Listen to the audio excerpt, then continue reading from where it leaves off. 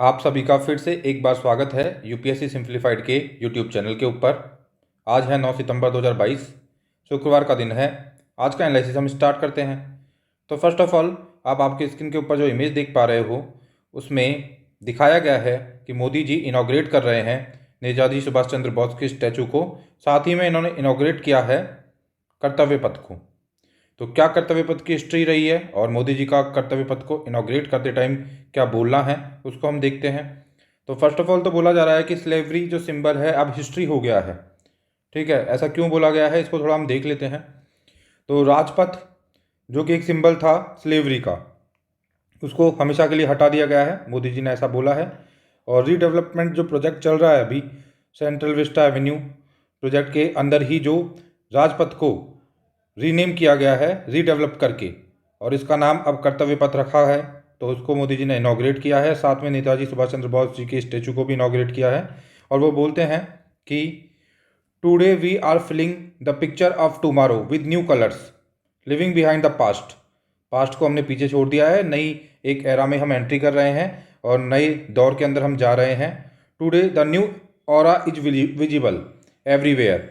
It is aura of confidence of new India Kings way, जो कि राजपथ था, symbol of slavery के तौर पे बताया है मोदी जी ने राजपथ नाम को।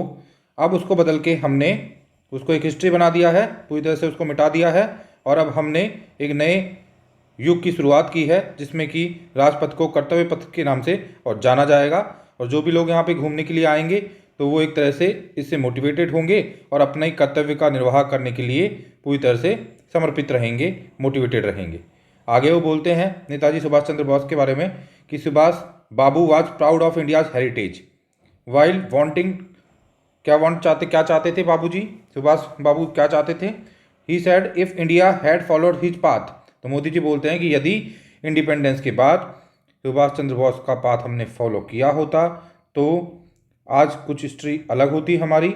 But unfortunately this great hero of ours was forgotten after independence. His ideas एवं the symbols associated with them were ignored. तो ये पीएम मोदी जी ने बोला है।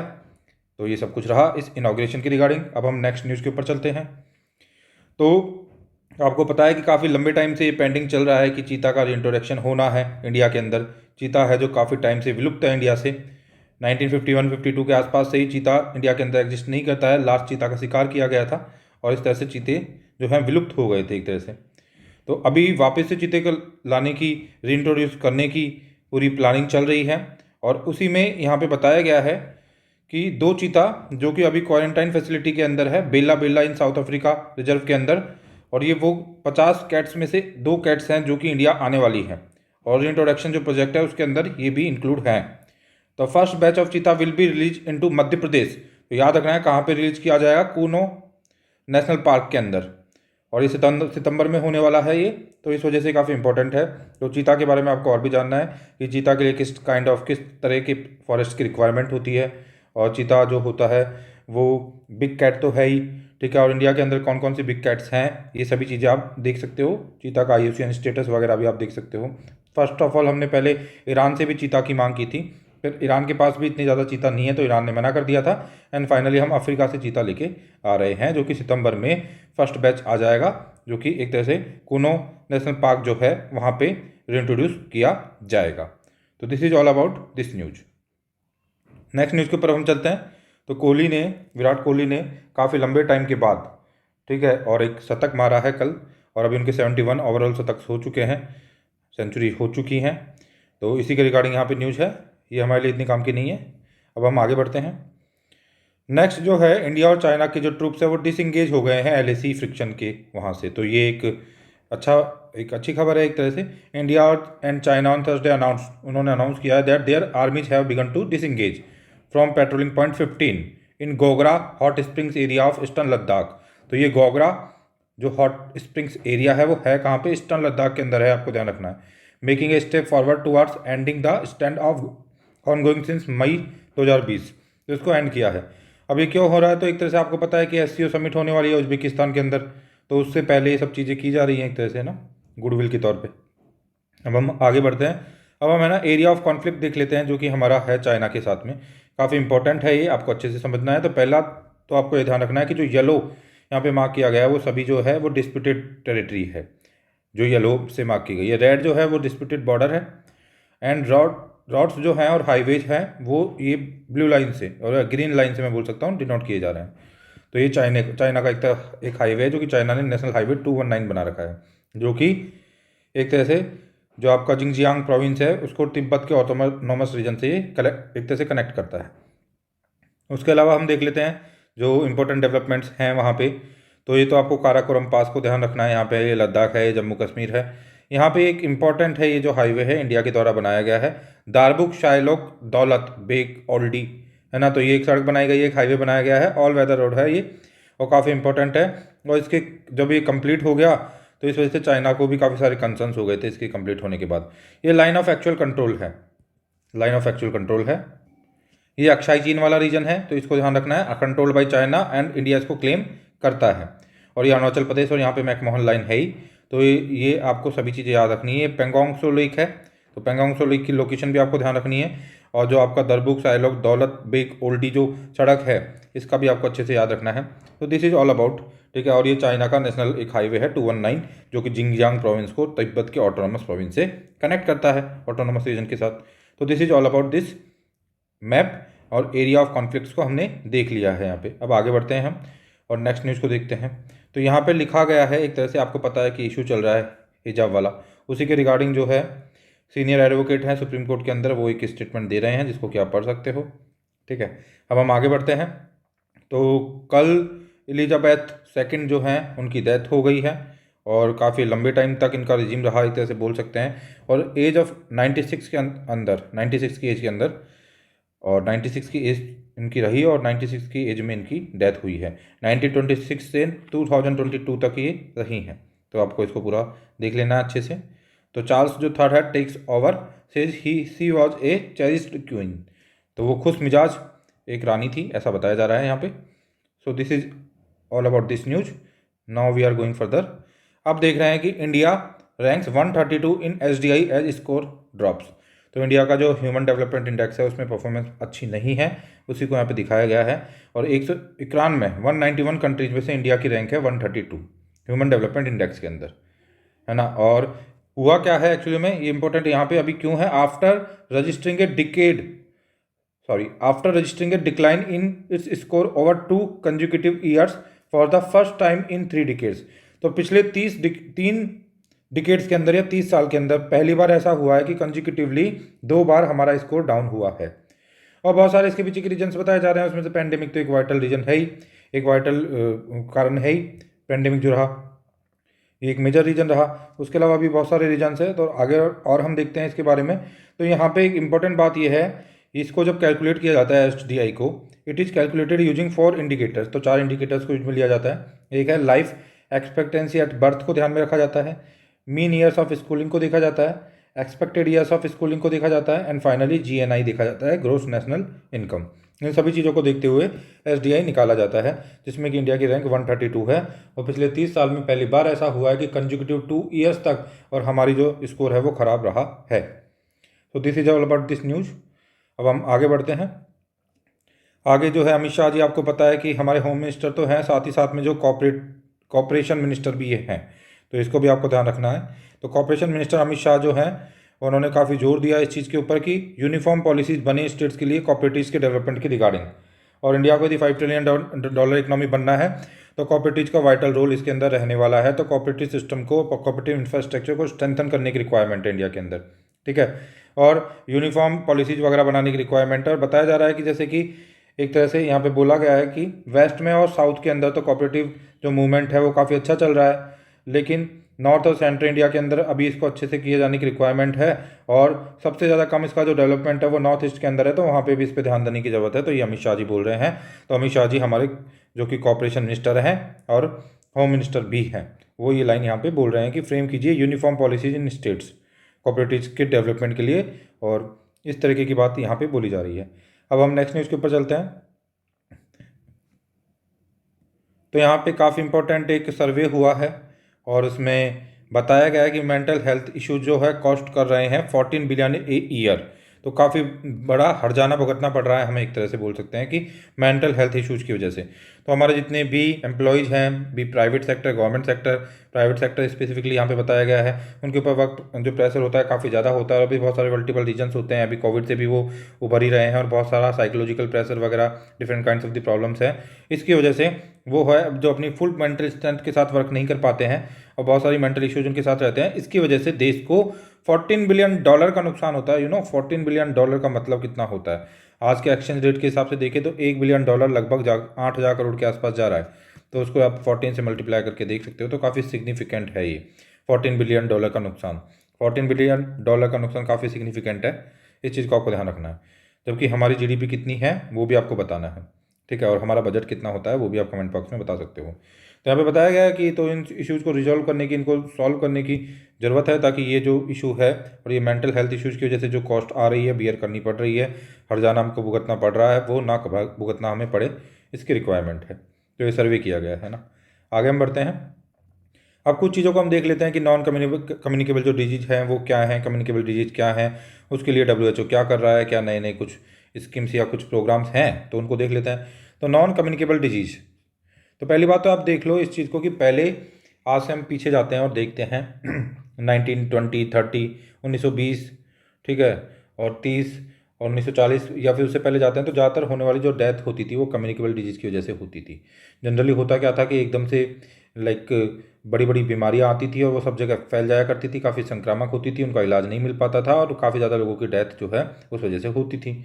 और उस टाइम पे जब हम आज़ाद हुए तो हमारी लाइफ एक्सपेक्टेंसी केवल 32 ईयर्स थी, आज हमारी लाइफ एक्सपेक्टेंसी 68 ईयर्स है। तो मेडिकल साइंस ने काफ़ी प्रोग्रेस की है और काफ़ी अच्छा हमको एक मतलब कि अच्छी लाइफ एक्सपेक्टेंसी प्रोवाइड की है। वैसे मैं आपको बता दूं कि यूरोपियन कंट्रीज़ के अंदर लाइफ एक्सपेक्टेंसी अराउंड 78 और 80 एंड 82 ईयर्स तक जाती है, तो इंडिया से ज़्यादा होती है। हमारे यहाँ पे जो लाइफ एक्सपेक्टेंसी है 68 ईयर्स है, बट फिर भी आज़ादी के टाइम पे जो 32 ईयर्स थी उसकी तुलना में अभी 68 ईयर्स होना काफ़ी अच्छा है। तो पहले जो होने वाली डेथ थी वो एक तरह से एक तरह से कम्युनिकेबल डिजीज़ की वजह से होने वाली डेथ ज़्यादा हुआ करती थी, लेकिन अब देखने को मिल रहा है कि नॉन कम्युनिकेबल डिजीज़ से होने वाली डेथ का जो नंबर है बहुत तेज़ी से बढ़ रहा है। लाइफ स्टाइल डिजीज़ वगैरह बहुत ज़्यादा निकल के आ रही हैं। बताते हैं कि हमारा जो एरिया है south East Asia and south Asia, वो हार्ट डिजीज़ के लिए भी काफ़ी वल्नरेबल है जेनेटिकली भी। तो और इस तरीके की स्ट्रोक्स का आना, इस तरीके की जो बीमारियां हैं, और बीमारियों की वजह से जो कि नॉन कम्युनिकेबल है, केवल सिंगल इंडिविजुअल के अंदर वो होती हैं, उसके अंदर होती हैं, ठीक है। वेरियस फैक्टर्स उसके हो सकते हैं, जेनेटिक फैक्टर्स हो सकते हैं, लाइफ स्टाइल की बीमारियां हो सकती हैं लाइफ स्टाइल की वजह से, ठीक है। लेकिन ये सभी नॉन कम्युनिकेबल डिजीज अब बहुत बड़ा एक टोल लेके आ रही है हमारी जीडीपी के ऊपर भी, हमारी इकोनॉमी के ऊपर भी, और लोगों की डेथ भी इसकी वजह से बहुत ज़्यादा हो रही है। तो ये जो एक तरह से शिफ्ट देखने को मिल रहा है, तो नॉन कम्युनिकेबल डिजीज काफ़ी ज़्यादा इंपॉर्टेंट हो जाती हैं ऐसी कंडीशन के अंदर। तो हम देखते हैं कि क्या होता है नॉन कम्युनिकेबल जो डिजीज होती है वो, ये क्रॉनिक डिजीज होती हैं that tend to be of long duration, जो कि लॉन्ग ड्यूरेशन की होती हैं, and are the result of a, किस किस चीज़ का रिजल्ट हो सकता है ये, जेनेटिक्स, तो जेनेटिक का रिजल्ट हो सकता है, और ये हो सकता है physiological, environmental and behavioural factors की वजह से बीमारी हो सकती है। तो member countries of the WHO South East Asia region endorse the implementation road map for the prevention and control of non communicable disease in South East Asia from 2022 to 2030। तो इस तरीके का एक तरह से हम बोल सकते हैं कि यहाँ पे इन्होंने एंडोर्स किया है इसको इम्प्लीमेंट करने के लिए रोड मैप को, कि कुल मिला के रोका जाए, नॉन कम्युनिकेबल डिजीज़ को रोका जाए, कंट्रोल किया जाए, प्रिवेंट किया जाए। 2 एक्शन प्लान है इसके अंदर। पहला तो है oral health in South East Asia 2022 to 30, and दूसरा जो प्लान है action plan for integrated people centred eye care in South East Asia 2022 to 30। तो this is non communicable disease के बारे में बताया गया। थोड़ा सा कम्युनिकेबल डिजीज़ के बारे में हम देख लेते हैं। तो कम्युनिकेबल जो डिजीज है, Ministry of Health and Family Welfare has launch a 6 new branches of NCDC। देखेंगे कि हम अभी NCDC क्या है ये, for disease surveillance in order to prevent control of the communicable disease. तो यहाँ पे NCDC क्या है, NCDC was establish in July 1963 for research in epidemiology and control of communicable diseases and to reorganise the activities of Malaria Institute of India. तो इसको थोड़ा देख लेना कि कब बना है NCDC एंड ऑल दैट, ठीक है। और कम्युनिकेबल डिजीज़ क्या होती है उसको आप जानते हो काफ़ी अच्छे से। इट ऑल्सो प्रोवाइड दैट, तो ये इनका ये काम भी है ना साथ ही साथ में। तो this is about something about this communicable disease, थोड़ा बहुत हमने देख लिया है यहाँ पे। अब हम आगे बढ़ते हैं और नेक्स्ट न्यूज़ को देखते हैं। तो अब हमारे यहाँ पे एडिटोरियल्स आ चुके हैं, तो ये एडिटोरियल्स रिपीट हो रहे हैं, वैसे काफ़ी कुछ हमने कल भी कवर कर लिया है, लेकिन काफ़ी इंपॉर्टेंट है।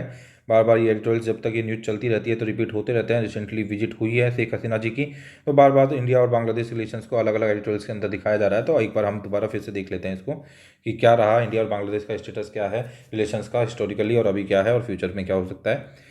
तो गोल्डन चैप्टर कंटिन्यूज, तो इसमें बोलते हैं कि India Bangladesh ties have grown, mature leadership on both sides have not let minor disagreements disrupt them. ठीक है, तो मतलब छोटे मोटे जो डिसएग्रीमेंट्स होते हैं उससे कोई डिस्ट्रप्शन नहीं हो रहा है। हमारा जो रिलेशनशिप है उसके अंदर काफ़ी मैच्योर, क्योंकि लीडरशिप है तो इस वजह से रिलेशनशिप काफ़ी अच्छे जा रहे हैं, और जो गोल्डन चैप्टर है वो कैरी ऑन हो रहा है, चल रहा है। और यदि हम अपने नेबर्स की भी बात करते हैं तो इसमें हम देखते हैं कि बांग्लादेश जो है उसके साथ हमारा ट्रेड भी काफ़ी अच्छा है, बांग्लादेश के साथ हमारे रिलेशनशिप भी अच्छे हैं। बांग्लादेश खुद भी इंटरनली काफ़ी ज़्यादा मतलब स्टेबल है एज़ कम्पेयर टू हमारे अदर नेबर्स के, लाइक पाकिस्तान के अंदर कितना ज़्यादा भी टर्मोइल चल रहा है सब जानते हैं, और श्रीलंका के अंदर टर्मोइल बहुत ज़्यादा है। तो आसपास की कंट्रीज़ के जो टर्मोइल्स है, अफगानिस्तान, श्रीलंका, पाकिस्तान, इन सभी के टर्मोइल्स को देखते हुए और यदि हम देखें बांग्लादेश को, तो वहाँ पे काफ़ी स्टेबिलिटी है। ये भी राइटर यहाँ पे बताएंगे आपको, अभी हम देख लेते हैं आगे। The joint statement issued after prime minister Modi ji and Bangladesh की जो मतलब की काउंटर पार्ट थी हसीना जी, तो मतलब एक तरह से बोला गया है यहाँ पे कि एक वर्ड है यहाँ पे सोनाली अध्याय, मतलब गोल्डन चैप्टर। तो यहाँ पे the joint statement issued after prime minister Narendra Modi visit to Bangladesh in March, sorry ये अभी की बात नहीं है, मार्च की बात है, जब मार्च 2021 के अंदर प्राइम मिनिस्टर जी ने विजिट की थी बांग्लादेश की, हमारे प्राइम मिनिस्टर नरेंद्र मोदी जी ने उस टाइम पे एक जॉइंट स्टेटमेंट इशू की गई थी बायलैटरल टाइज के ऊपर, जो कि एक तरह से किस चीज़ को एंजॉय कर रही थी, वर एंजॉइंगे। ठीक है, बायलैटरल टाइज किस चीज़ को एंजॉय कर रही है, सोनाली अध्याय मतलब गोल्डन चैप्टर को। तो आगे राइटर बताते हैं द लास्ट डिकेड और so had Indeed been the best period in the relations between the two countries in last 50 years. तो पिछले 10 साल जो रहे हैं, ठीक है, वो 50 साल की जो हमारा रिलेशनशिप रहा है बांग्लादेश में, उसमें काफ़ी ज़्यादा गोल्डन रहे हैं, काफ़ी अच्छे रहे हैं। एक्चुअली में बताया कि काफ़ी अच्छा पीरियड रहा है ये एज कम्पेयर टू जो पहले वाला पीरियड था उससे। Bangladesh is now centre to India's neighbourhood first policy. तो नेबरहुड फर्स्ट पॉलिसी के सेंटर के अंदर अभी बांग्लादेश है इंडिया की। Particularly given the economic crisis affecting the Pakistan Sri Lanka, इसकी बात हमने कर ली है, बता दिया इसके रिगार्डिंग, है ना। तो बांग्लादेश में क्या है कि बांग्लादेश का खुद का भी इन्होंने बताया कि वहाँ पे इकोनॉमिक स्टेबिलिटी ठीक ठीक है, भी पॉलिटिकल स्टेबिलिटी भी है। ठीक है, हालांकि कुछ फैक्टर्स है जो बांग्लादेश को प्रॉब्लम कर रहे हैं, लाइक कोविड पैंडेमिक की वजह से, और यूक्रेन के अंदर जो वॉर हुआ है उससे इन्फ्लेशन जो क्रिएट हो रहा है, उन सब चीज़ों की वजह से बांग्लादेश दिक्कत में है, थोड़ा बहुत हल्का फुल्का, लेकिन फिर भी काफ़ी स्टेबल है। ठीक है, आगे यहाँ पे बताया जाता है कि Bangladesh is India's first trading partner in the south सब कंटिनेंट। तो ये सब कंटिनेंट जो है ना हमारा, उसमें फर्स्ट ट्रेडिंग पार्टनर है बांग्लादेश इंडिया का। और हमारे बीच का जो बायलैटरल ट्रेड है वो 2021 में $18 बिलियन को टच कर गया है, जो कि काफ़ी अच्छा है। ठीक है, और आगे भी बताया गया है कि most productive connectivity partner and the largest source of foreign tourists. तो ये सब दिखाया गया है यहाँ पे, है ना। तो Bangladesh is India largest trading partner in subcontinent, the largest development partner, the most productive connectivity partner and the largest source of foreign tourists. और उसके बाद जो है $18 बिलियन का हमारे यहाँ पे बायलैटरल ट्रेड चल रहा है, ये बताई दिया गया है यहाँ पे। जो टर्नओवर पूरा हो गया है वो $18 बिलियन का हो गया है। Total trade turnover in 2021 touch to $18 billion. आगे देखते हैं।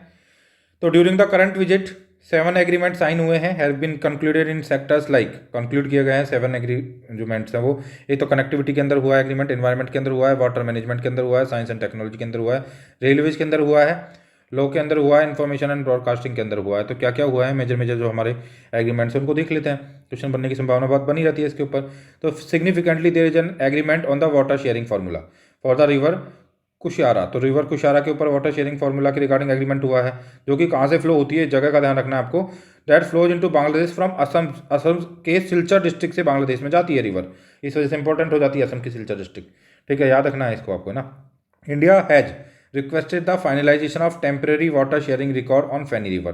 तो फैनी रिवर के ऊपर भी इंडिया ने बोला है कि भाई एक तरह से आप क्या कीजिए, रिक्वेस्ट की है finalisation of the temporary water sharing accord on the Feni river which meets Tripura water requirement. तो फैनी रिवर जो है त्रिपुरा की वाटर रिक्वायरमेंट को फुलफिल करती है।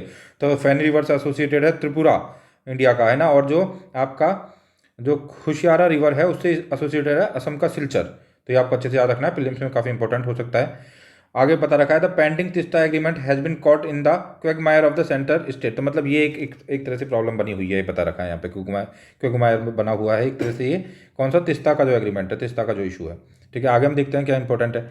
Bangladesh has announce 200 scholarships. तो वो हमने पहले भी देख लिया था, कवर कर लिया था कि 200 मतलब स्कॉलरशिप्स को अनाउंस किया है। जिन लोगों ने अपने 1971 के वॉर के अंदर इंडिया की ओर से जो लोग गए थे और बांग्लादेश की तरफ से लड़ रहे थे, तो उनको एक तरह से स्कॉलरशिप, उनके बच्चों को 200 स्कॉलरशिप का अनाउंसमेंट बांग्लादेश ने किया हुआ है। आगे इसमें सेपा के बारे में बता रखा है कि comprehensive economic partnership agreement are to start shortly. तो बांग्लादेश विल, तो ये बता रहा है कि 2026 तक बांग्लादेश जो होता है वो डेवलपिंग कंट्री के स्टेटस के अंदर आ जाएगा। तो बहुत सारे जो बेनिफिट्स बांग्लादेश को अभी मिल पा रहे हैं लिस्ट डेवलप्ड कंट्री होने की वजह से, वो अभी हट जाएंगे। तो ऐसी कंडीशन में सेपा जो है बांग्लादेश के लिए काफ़ी इंपॉर्टेंट रहने वाला है इन फ्यूचर, यहाँ पे ये बताया गया है। The CEPA will help manage this transition, जो ये ट्रांजिशन होगा ना लिस्ट डेवलपिंग कंट्री से डेवलपिंग कंट्री का जो ट्रांजिशन होगा बांग्लादेश का, ठीक है, तो सेपा उसमें उसकी काफ़ी हेल्प करेगा। And preserve the trade privilege that Bangladesh enjoy, और प्रिविलेज देगा, जो ट्रेड प्रिविलेज बांग्लादेश को मिल रहे हैं उनको ऐसे से प्रिजर्व करेगा। तो यहाँ सेपा की बात की गई है। बाद में काफ़ी ज़्यादा यहाँ पे एनर्जी के रिगार्डिंग यहाँ पे बात की गई है ना। और इंडिया ने $8 बिलियन का लाइन ऑफ क्रेडिट एक्सटेंड किया है बांग्लादेश को, और साथ ही साथ में $500 मिलियन का डिफेंस रिलेटेड प्रोक्योरमेंट के लिए लाइन ऑफ क्रेडिट दिया गया है, ठीक है। तो ये सारा इसमें दिखाया गया है। देखो, around 8 billion line of credit has been extended to Bangladesh including $500 million, $8 billion, $500 million for defence related procurement के लिए भी, ठीक है। आगे इसमें दिखा रखा है चाइना के जो फुटप्रिंट्स है बांग्लादेश के अंदर काफ़ी ज़्यादा बढ़ रहे हैं, ठीक है। और बांग्लादेश जो है चाइना की तरफ काफ़ी ज़्यादा इंक्लाइंड हो रहा है, तो ये एक प्रॉब्लम का इशू भी है, इसमें कोई डाउट वाली बात नहीं है। और Bangladesh has been, just a minute, Bangladesh has been, यहाँ पे लिखा हुआ है कि बांग्लादेश जो है, जस्ट मिनट, हाँ, Bangladesh has been careful in assessing China's debt trap diplomacy. तो काफ़ी केयरफुली देख रहा है कि कहीं डेट ट्रैप डिप्लोमेसी तो नहीं खेल रहा है China. Given the economic crisis in Pakistan and Sri Lanka में जिस तरह से इकोनॉमिक क्राइसिस आए हैं, उसके बाद बांग्लादेश थोड़ा कॉशियस हो गया है और केयरफुली असेस कर रहा है कि कहीं चाइना डेट ट्रैप भी तो नहीं खेल रहा है, डेट ट्रैप बांग्लादेश के साथ तो नहीं खेल रहा है, ठीक है। तो ये देख रहा है। तो इसमें फिर बताया गया है काफ़ी सारी चीज़ों के बारे में और भी। फिर देखते हैं हम आगे। While bilateral ties will continue to grow these inimical, है ना। तो ये inimical forces will seek to undermine goodwill. तो मतलब कुछ प्रॉब्लम्स बताई गई है इंडिया और बांग्लादेश के बीच की प्रॉब्लम्स कुछ यहाँ पर साइड की गई हैं, दिखाई गई हैं। रेफ्यूजी क्राइसिस वाला इशू हो गया, कुछ ह्यूमैनिटेरियन ग्राउंड्स के ऊपर इशू हो गए, है ना। तो ये सभी चीज़ें, और hardline Islamist will remain a source of danger and instability in Bangladesh. तो ये कुछ प्रॉब्लम्स भी हैं, तो ये सारी चीज़ें। और एंटी इंडियन ग्रुप्स भी एक्टिव हैं, तो उसके रिगार्डिंग भी बात यहाँ पे की गई है।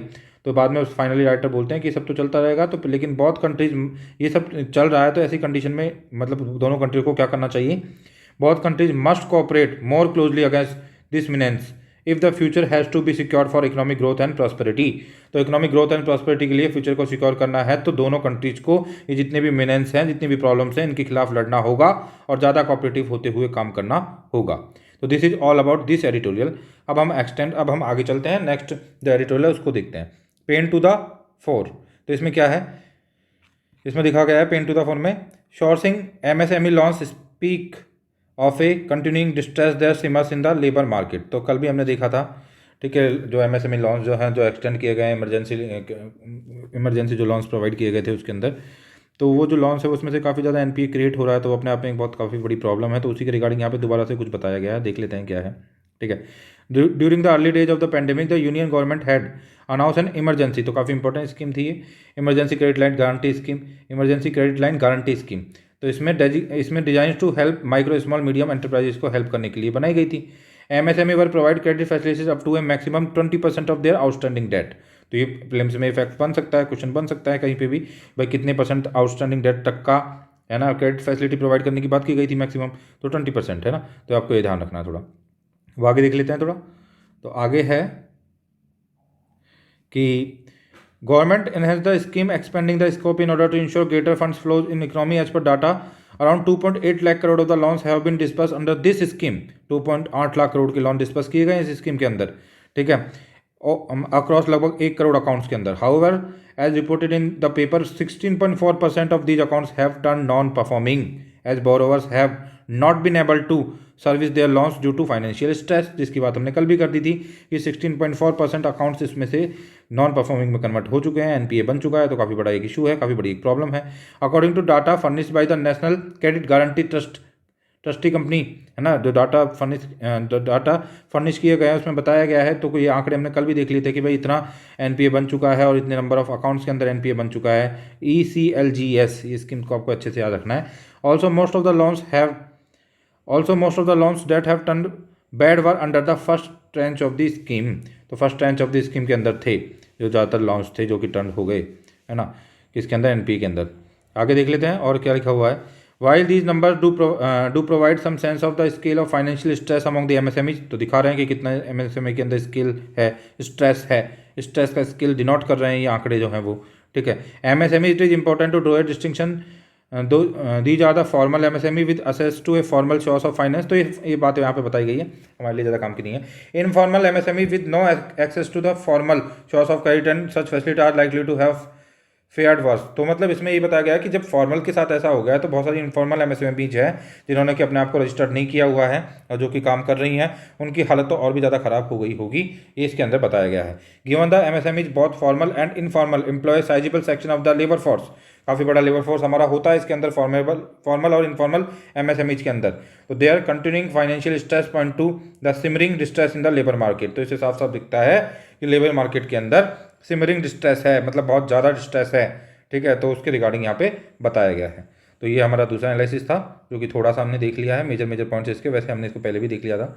अब नेक्स्ट हम देखते हैं, तो नेक्स्ट हमारे सामने जो एक इमेज है इसमें एशियान के बारे में बात की गई है। आपको पता ही है कि एशियान क्या है, इंडिया एशियान का पार्ट है ही नहीं, ठीक है। एशियान एक ग्रुप है, association of south east Asian Nations का, ठीक है। तो ये जो ग्रुप है, यहाँ पे जो कंट्रीज इसका पार्ट है वो आप दिखा रखी हैं, देखो आपको मैप को अच्छे से देख लेना है ताकि कंट्री की लोकेशन पता चल जाए।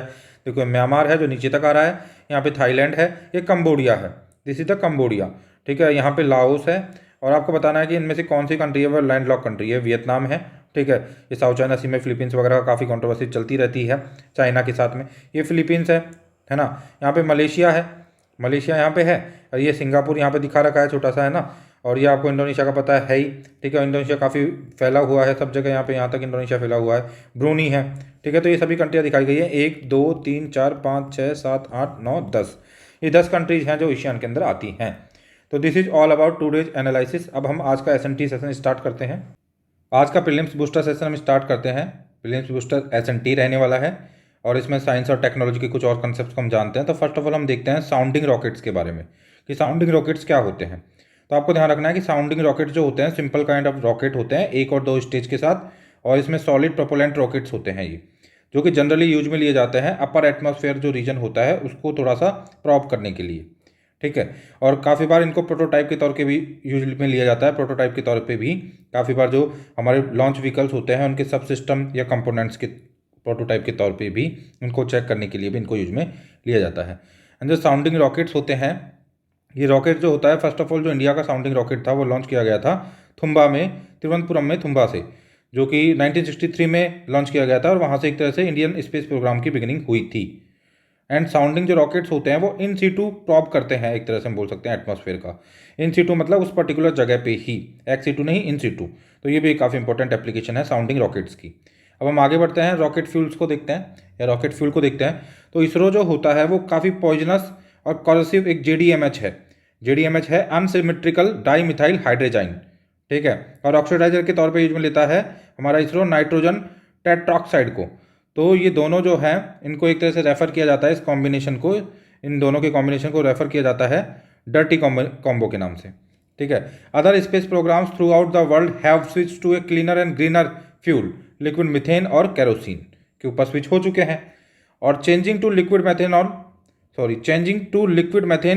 Would need the use of a cryogenic engine. तो changing to liquid methane would need the use of a cryogenic engine as any gas must be stored at extremely low temperature to remain liquefied. तो ये बताया गया है rocket fuel की regarding. अब देखते हैं propellant use in rocket. Propellant कौन से यूज में लिए जाते हैं रॉकेट के अंदर?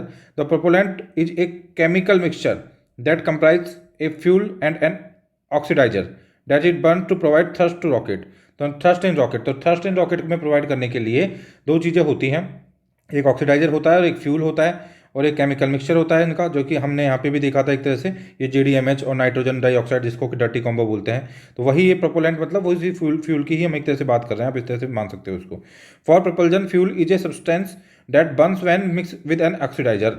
तो फ्यूल जो होता है एक सब्सटेंस होता है, मतलब ये प्रोपेलेंट बोल दो आप, फ्यूल बोल दो, और या फिर मतलब प्रोपेलेंट जनरली क्या बोल रहे हैं हम, फ्यूल प्लस में एक ऑक्सीडाइजर को प्रोपेलेंट बोल रहे हैं। फ्यूल जो है उसकी भी हमने बात कर ली है। तो ये कुछ सिमिलर से ही वर्ड हैं जो आपस में एक दूसरे के जगह पे यूज में लिए जा सकते हैं, लेकिन इसमें हम जब निटी-गिटी में जाते हैं तो तब कुछ हमें डिफरेंस नज़र आता है। तो for propulsion fuel is a substance that burns when mix with an oxidizer. तो फ्यूल एक सब्सटेंस होता है, जब मिक्स किया जाता है ऑक्सीडाइजर के साथ तो बर्न करता है वो, और प्रपल्जन प्रोवाइड करता है। The oxidiser is a substance, oxidiser क्या होता है, एक सब्सटेंस होता है that release oxygen in order to be combined with a fuel. तो ये ऑक्सीजन को रिलीज करता है जिससे कि फ्यूल जल पाता है, दहन हो पाता है, क्योंकि पता है आपको ऑक्सीजन की अवेलेबिलिटी में ही दहन हो पाता है, और जितनी ज़्यादा ऑक्सीजन होगी उतना ही अच्छा दहन होगा। ठीक है, तो इस वजह से ये ऑक्सीडाइजर वो वाला काम करता है दहन करवाने का, दहन को फीजिबल बनाने का। The mixture ratio is the proportion of oxidiser to fuel. तो ये ऑक्सीडाइजर को फ्यूल के साथ मिलाते हैं, किस रेशो में मिलाते हैं उसे मिक्सचर रेशो बोलते हैं, काइंड ऑफ, है ना। ये सब आपको ध्यान रखना है। तो ये प्रोपोलेंट हो गए, ये है ना प्रोपोलेंट्स हो गए, एंड जो कि यूज में होते हैं रॉकेट के अंदर। फ्यूल्स की हमने बात कर ली, उससे पहले हमने साउंडिंग रॉकेट की बात कर ली थी। ये 2-3 कंसेप्ट थे, और अब हम आगे चलते हैं। The condition of a propellant is classified as liquid, solid and hybrid. जो प्रोपोलेंट होता है वो लिक्विड हो सकता है, सॉलिड हो सकता है, हाइब्रिड हो सकता है। लिक्विड प्रोपोलेंट की यदि हम बात करते हैं, the fuel and oxidiser are stored separately in a liquid propellant.